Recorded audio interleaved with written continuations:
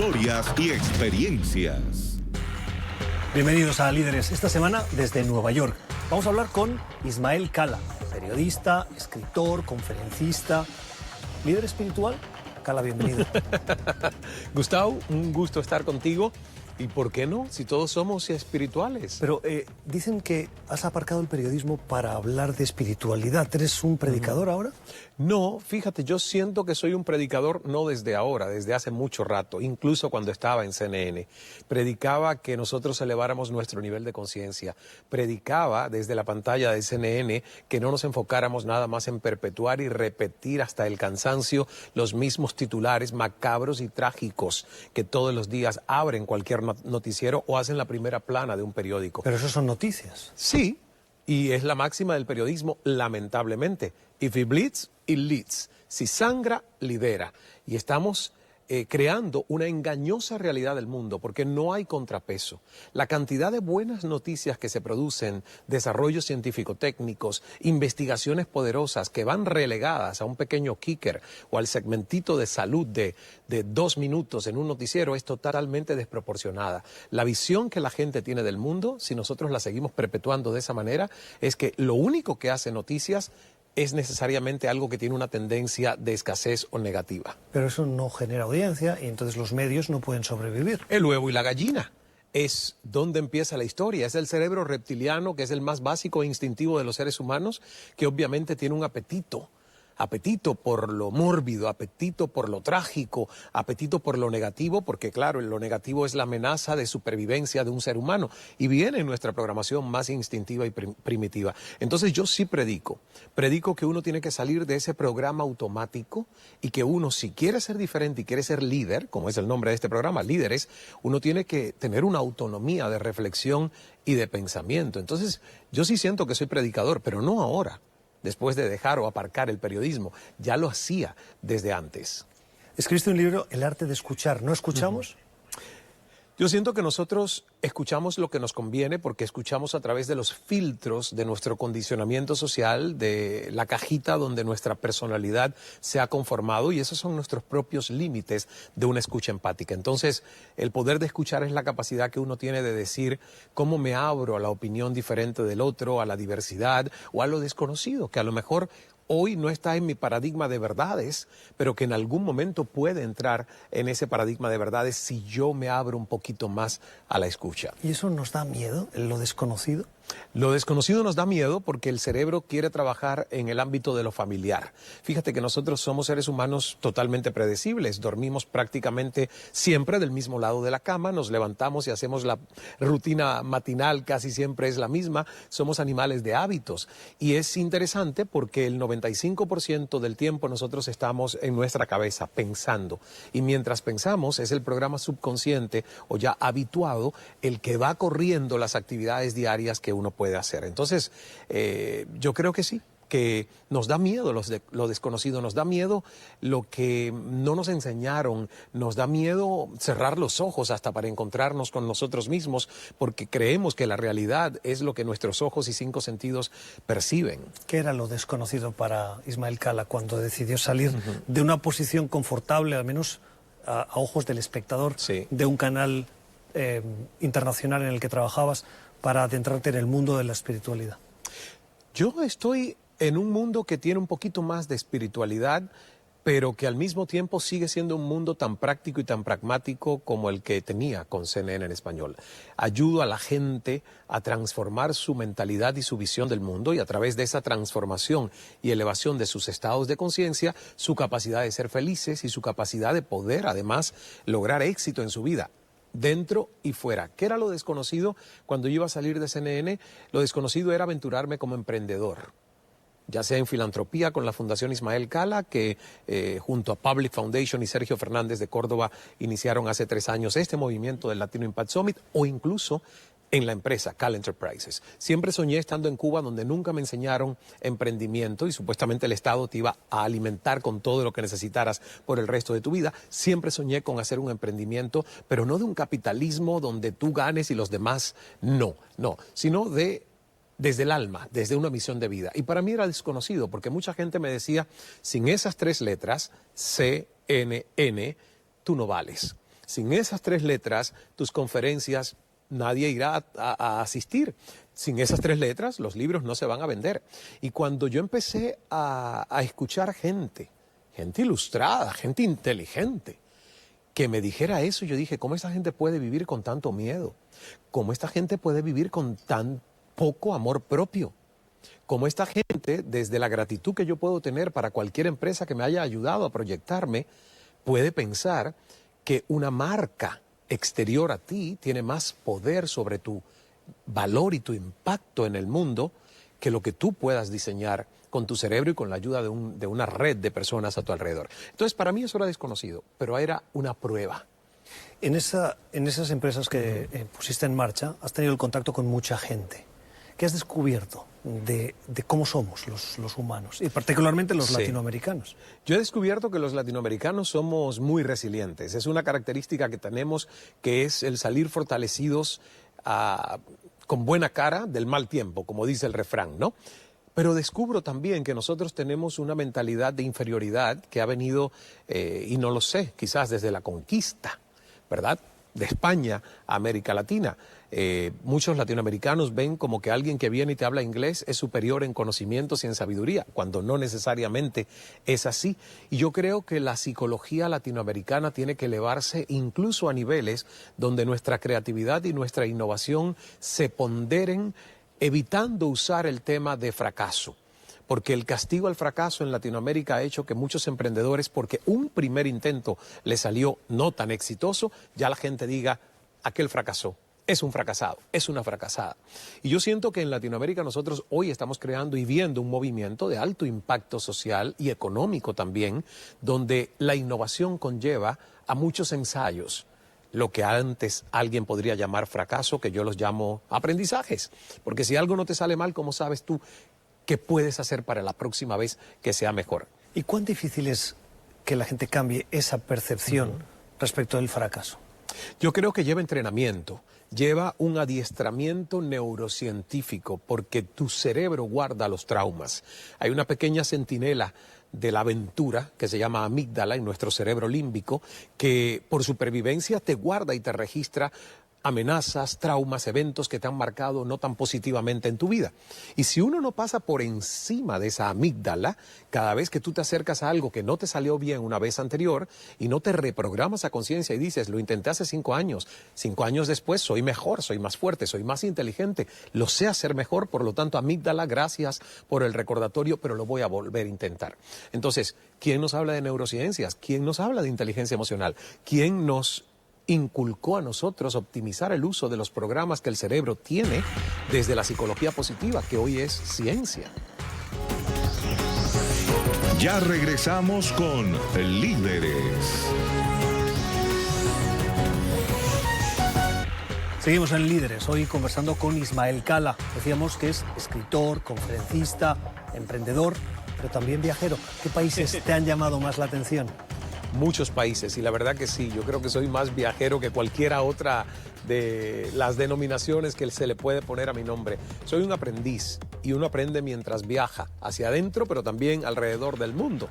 Y en algún momento ojalá al cosmos. Qué lindo sería, ¿no?, poder ir allá y ver el globo desde arriba. India me llama poderosamente la atención, pero también España. Por diferentes razones. España, porque hay una herencia cultural que viene, como cubano que soy, y todo latinoamericano que viene de España, en mi caso también de África. Entonces, me gustan mucho esos dos, digamos, polos culturales. ¿Te has hecho el test del origen? Sí, me lo hice, y tengo un alto porcentaje español, pero también tengo de árabe, y hay un mínimo porcentaje también asiático y un % considerable africano. Entonces, me encanta porque yo siempre lo supe, soy el mulato cubano, o sea, ese típico criollo que es la mezcla fundamental del español con el negro, que llegó a las plantaciones como esclavo en la época de la colonia. Pero te decía que India, en lo particular, ha sido un país que a mí me ha abierto los ojos a un entendimiento de que nosotros a veces somos locales y muy regionales en nuestros modismos, la manera de ver el mundo, la manera de interpretar la religión, a Dios, las creencias, y sobre todo la manera de juzgar de una manera prematura a otros. Y el viaje a India para mí, el primero, fue un choque cultural inmenso. De hecho, yo no me sentí muy bien, me sentí depresivo. Y dije, esto es un maestro, este país es un maestro y yo tengo que volver con una mejor preparación. Y hoy llevamos grupos con Cal Enterprises de exploradores de conciencia a India para que puedan vivir esa experiencia, pero ya con un acompañamiento emocional y espiritual donde no la pasen mal, sino que al contrario, la pasen bien, puedan entender los contrastes, dar gratitud por su vida y cuando regresen a sus lugares decir, ¿cómo yo hago impacto aquí? Corrígeme si me equivoco, pero leo de lo que me cuentas que la religión dominante en América Latina, que es el cristianismo, sean evangélicos o sea la Iglesia Católica, que tiene una altísima preeminencia y que es un gran referente para la sociedad en cualquiera de sus niveles, nos tiene cuadriculados, marcados, preconcebidos, como orientados en una dirección, y lo que tú estás sugiriendo es que hay que ser valiente y si uno quiere poder romper con eso. Lo que digo es que si tú no validas como adulto hasta la religión en la que crees, eres el resultado de un proceso de condicionamiento que otros hicieron para ti. Te pongo el ejemplo de mi madre. Mi madre fue católica hasta los 65, 66 años, todo el tiempo me inculcó a mí el catolicismo. Yo venero y adoro a la Virgen de la Caridad del Cobre, nací ese día, el 8 de septiembre en Cuba, creo en Jesucristo, el Espíritu Santo. Pero el día que mi madre vino y me dice, Ismael, me llevaron a una iglesia cristiana evangélica y me gustó mucho más el servicio, más alegre, la gente me recibió con alegría, me voy a cambiar de iglesia. Yo le dije, bueno, tú eres adulta. Tomas una decisión consciente, tú heredaste una religión, hoy escoges otra. Yo no digo que tengas que cambiar de religión, pero sí validarla conscientemente. Hay gente que es parásita de su fe, ni siquiera se ha leído propiamente la Biblia, no es capaz de interpretarla en contexto y es simplemente alguien que recibe a través de un intermediario un condicionamiento en su piñata. Entonces, cuando visitas India, te das cuenta que tú no tienes por qué censurar ni juzgar a los dioses del hinduismo. No se parecen a los del cristianismo, son otros, más de 3000. Pero ¿quién eres tú como ser humano para decir que tu Dios es el único Dios real del mundo y que otros tienen dioses falsos, inventados, que se satanizan? Hay muchas guerras que se pudieran haber evitado si uno pensara que nuestra religión es el amor. ¿Cuál es tu religión? El amor. Yo digo, Dios ya no es eres amor. cristiano católico. Soy cristiano por aproximación. Soy católico, pero también puedo ir al credo de mi madre en una iglesia evangélica, pero también voy cuando voy a India y entro a un templo hinduista o a Bali, por ejemplo, cuando vamos. Si alguien me invita a un servicio en la sinagoga, pues yo voy al servicio de la sinagoga, porque yo creo que por encima de las religiones hay una inteligencia superior que es la energía de Dios. Es imposible que hayan 50,000 nombres de Dios y no hablemos de uno solo. Es una inteligencia y nosotros le hemos querido poner muchos otros nombres y denominaciones. ¿La felicidad la buscamos en las sociedades nuestras fuera cuando la tenemos que buscar dentro? Por supuesto, el enfoque donde nosotros hemos puesto nuestra felicidad en Occidente está siempre fuera, porque el consumismo pues, es bastante abrumador y uno a veces no sabe cómo salirse de esos símbolos que aparentemente tú crees te van a dar un estatus de mayor felicidad. Fíjate si es así que hasta el dinero, cuando tú tienes las necesidades básicas cubiertas, y por ejemplo en Estados Unidos se hizo un estudio y decían que $75,000 para una persona es el límite donde tú dices, el dinero ya no me hace más feliz porque con esto puedo cubrir mis necesidades básicas y unas buenas vacaciones al año. Depende de qué ciudad vivas, claro. Exactamente. Pero lo que digo es que no es el dinero incluso lo que te da total felicidad. Yo conozco gente con dinero, que no les falta el dinero, pero que no son seres felices. Y además está en la prensa estos suicidios mediáticos de los últimos años, donde era gente con fama, con reputación, con solvencia económica, pero a lo mejor muchos vacíos. Yo siento que el enfoque de la felicidad está en lo interno, en tú cultivar un imperio interior y una vez que ese florece vas a tener abundancia a tu alrededor. Ya regresamos con Líderes. Hoy en Líderes con Ismael Cala, hablando de sus proyectos, de sus retos, de la espiritualidad, de la felicidad. Pero hablemos de política. ¿Qué política te interesa? Política? ¿Cuál de todas? No, la que a ti te interese. ¿Cuál es la que más te preocupa hoy? A mí me preocupa mucho Estados Unidos. La verdad, creo que el liderazgo de Trump en Estados Unidos es un liderazgo que, si bien algunos celebran el tema del desempleo que se ha reducido y digamos, el índice económico que va en ascenso, yo creo que un país no se mide solo por su Producto Interno Bruto, se mide por su cohesión, se mide por su unidad, se mide por cómo la gente se trata. Y a mí me parece que realmente yo exhortaría al presidente a ser mucho más inclusivo, a no ver a todos los inmigrantes, porque este país está hecho de inmigrantes, como una amenaza al país, y sobre todo a tener un poco más de inteligencia emocional para que su lenguaje sea un lenguaje que una y no que divida al país. Tú has calificado al presidente Trump de una manera contundente como un analfabeto emocional. ¿Qué quiere decir eso? Que es alguien que actúa más por reactividad que por reflexión pensante. Eso es un analfabeto emocional. Es alguien que, como él ha demostrado con su Twitter, alguien te pone algo y tú inmediatamente, de una manera instantánea e inflamable, respondes, reaccionas. La inteligencia emocional es, tú escoges la mejor respuesta posible ante un estímulo que el entorno te da. Cuando no tienes esa inteligencia emocional, tú reaccionas con lo primero que te viene desde tú. Esa fuerza bruta que cualquiera de nosotros puede tener dentro. Y yo siento que sí, que él pudiera ser un mejor, mucho mejor líder si su nivel de inteligencia emocional creara respuestas más pensadas, más inteligentes, más coherentes, menos reactivas e impulsivas. Saliste de Cuba con 28 años para buscar un futuro mejor y siempre has dicho que Venezuela es como, no sé si las palabras son exactas, pero como tu segunda patria, sí, la patria que encontraste como referencia. Sí. ¿Qué sientes hoy cuando ves a Venezuela en la situación en la que se encuentra? Tristeza. Tristeza, ¿sabes por qué? Porque yo, cuando entendí la historia de Cuba y el momento histórico de la revolución, 1959, vi que el entorno justificaba una revolución y una idea, digamos, de socialismo y comunismo ante el status quo. Pero en este momento en el que el mundo vive hoy, en un país con tanta riqueza natural como Venezuela, yo siento que a lo mejor es como un periodo de despertar de conciencia para que Venezuela pueda salir, involucrando a todo el mundo, empresarios, todos los que forman un país. Pero me da mucha tristeza porque siento que para la mayoría de los venezolanos se ha instalado en su cerebro una desesperanza prendida. O sea, la gente se tiró a las calles, pero se cansaron, se resignaron de que se les matara a sus hijos, a sus vecinos, a sus primos. Y entonces ya entró en lo que yo llamo una apatía, que es uno de los peores estados de conciencia de las masas, y es desesperanza prendida. Es cuando mucha gente dice, bueno, ¿qué más vamos a hacer? Ya lo intentamos todo. Pero algún venezolano que nos pueda estar viendo puede decir, oiga, señor Cala, usted vive confortablemente, vive en Miami, no recibe la represión de una calificada como dictadura por diversos gobiernos de América Latina. Ya nos hemos cansado porque no queremos que nos sigan matando.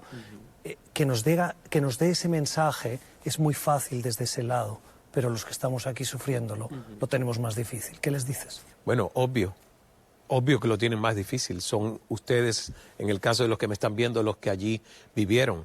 La opción es cómo dentro de lo que estás viviendo tú puedes encontrar los recursos, por lo menos internos, para que no te hagas tan mala sangre, para que puedas tú salir de una manera resiliente del proceso o el proceso te mate. Esas son dos actitudes. O sea, hay personas que yo conozco que viven en Venezuela y me dicen, Ismael, yo no estoy tirando la toalla, yo me estoy reuniendo con gente positiva, gente que cuando por lo menos yo converse con ellos no me repitan el círculo vicioso de lo que está pasando en el país. Y yo creo que uno tiene por lo menos la actitud de elegir cómo tú vives el proceso que tus circunstancias te imponen.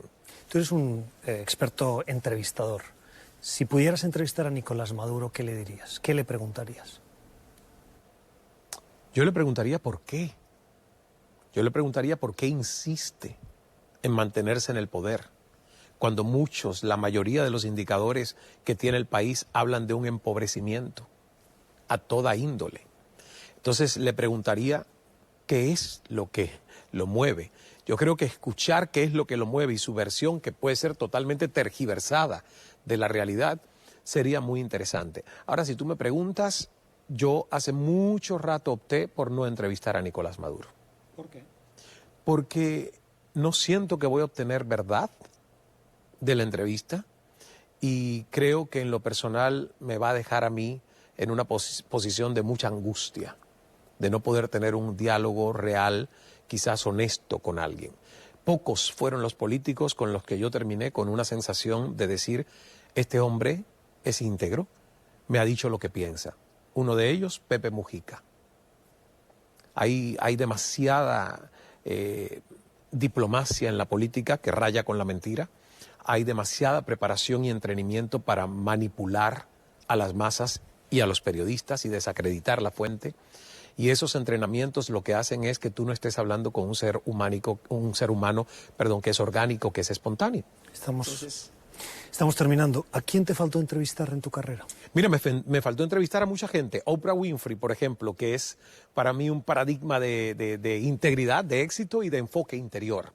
Me faltó entrevistar a Barack Obama, que siento que no fue un presidente perfecto. De hecho, algunos le llamaban el deportador en jefe y no se hacía mucho ruido de las deportaciones, pero sí siento que fue un líder que quiso unir al país, un líder que quiso también dejar en el mundo una imagen positiva de coherencia. Y me falta entrevistar a mucha otra gente como Paulo Coelho, que es uno de mis escritores favoritos entre tantas otras personalidades. ¿Qué hace un buen líder, Cala? Estudia. Un buen líder no se cree que ya llegó, un buen líder se prepara, vive en constante aprendizaje para que su liderazgo en acción crezca. Un buen líder se reúne de coaches, de mentores, porque entiende que es un facilitador, que es la voz y la escucha de un grupo.